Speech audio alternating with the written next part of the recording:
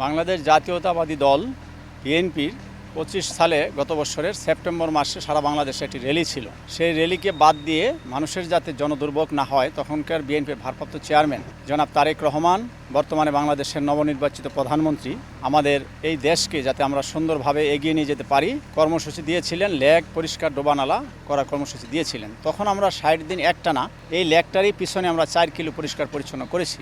তো এটার মূল কারণ হলো এই দেশকে সুন্দর করা এবং এই সমাজকে সুন্দর যাতে থাকে, একটা পরিবেশ সুন্দর থাকলে মানুষের স্বাস্থ্য ভালো থাকবে।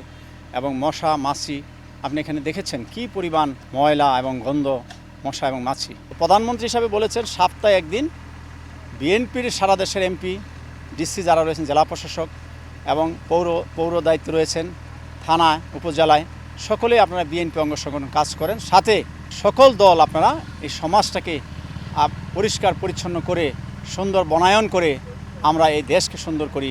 দেশ জুড়ে যে কোনো কেনাকাটায় 10,000 টাকার বেশি অফার, তাই পেমেন্ট মানে বিকাশ। দীর্ঘ সময় উনি কী কারণে দেশের বাইরে ছিলেন এটা জানেন। একটা ফ্যাসিস্টের জাতাকলে পরে লন্ডনে থাকতে হয়েছে তার, কিন্তু সেখানে সেই অভিজ্ঞতা নিয়ে বাংলাদেশে এসেছেন, এসে বলেছেন আই হ্যাভ এ প্ল্যান। এবং এই পরিকল্পনাটা আমরা অবশ্য বুঝতে পেরেছি, তার ধারাবাহিকতায় আমরা এই কাজগুলো করছি।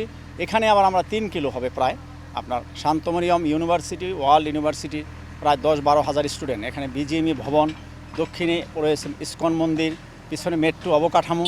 কিন্তু আপনি এখানে এটা দেখলে মনে হবে যে এটা জঙ্গল, কোনো দেশে আমরা আছি, আফ্রিকার কোনো দেশ। এখানে এটাকে আমরা একটু ক্লিন করে একটা সৌন্দর্যবর্ধন করে প্রাথমিকভাবে আমরা রাষ্ট্রকে এবং দেশবাসীকে আমরা উদাহরণ যারা তাদেরকে উনি আহ্বান করেছেন প্রধানমন্ত্রী, তারা দেখেন আপনারা যে আমরা আসলে ইচ্ছা থাকলে, মনের শক্তি থাকলে, চিন্তা ভালো থাকলে, মানবিকতা থাকলে কি করা যায়। আমার সরকারের কোনো সহযোগিতা আমরা চাইও না অ্যাকচুয়ালি।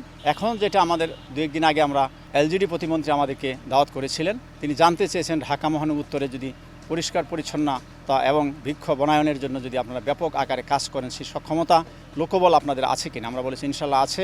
আপনারা যদি সেই সহযোগিতা করেন আমরা এই মানবিক কাজগুলো আমরা করব।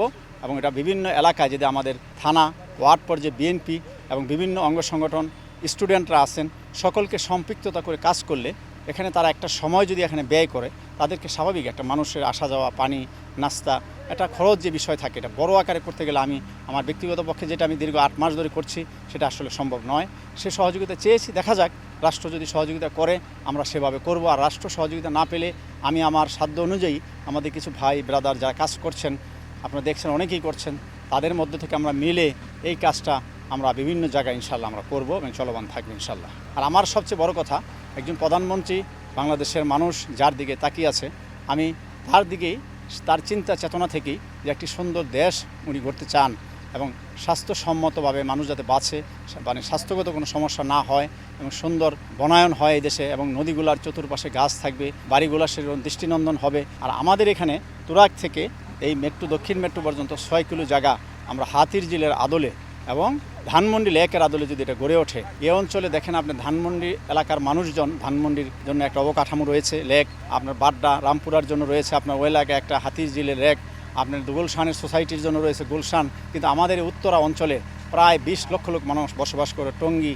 আশুলিয়া প্লাস করলে আরও অনেক বেশি। কিন্তু এখানের মানুষ সকলকে ওদিকে দৌড়াতে হয়। তো এখানে একটি দৃষ্টিনন্দন সেই ধরনের অবকাঠামো আমরা চাই, যেখানে মানুষ বিনোদন হবে, পাশাপাশি এখানে একটা বিশাল কর্মযোগ্য, এখানে অনেক মানুষের কর্মসংস্থান হবে, মানুষ বিকালে বসবে, মা বোনেরা বসবে, বাচ্চারা খেলবে, শিশুকে আনার হবে, বয়স্কদের হাঁটার জায়গা থাকবে। এবং আমরা সকলেই, ছাত্ররা সহ, এখানে অনেক ইউনিভার্সিটি, পিছনে অনেক ইউনিভার্সিটি কলেজ আছে, তারাও এটা উপভোগ করতে পারবে। এবং সর্বোপরি মাননীয় প্রধানমন্ত্রী, আপনি এই কাজগুলোকে যাতে আমরা এগিয়ে নিয়ে যেতে পারি, আপনার চিন্তা চেতনা থেকে আমরা ধারণ করি, আপনি এটার প্রতি একটু দৃষ্টি দেন এবং যারা এটার দায়িত্ব রয়েছে তাদেরকে আপনি বলেন দয়া করে যাতে এই কাজগুলো যাতে আরও ভালো মনোযোগী হয়ে সকলেই কাজ করে এবং আমরাও যাতে করতে পারি, সেগুলো আপনি আমাদের জন্য সহযোগিতা করবেন।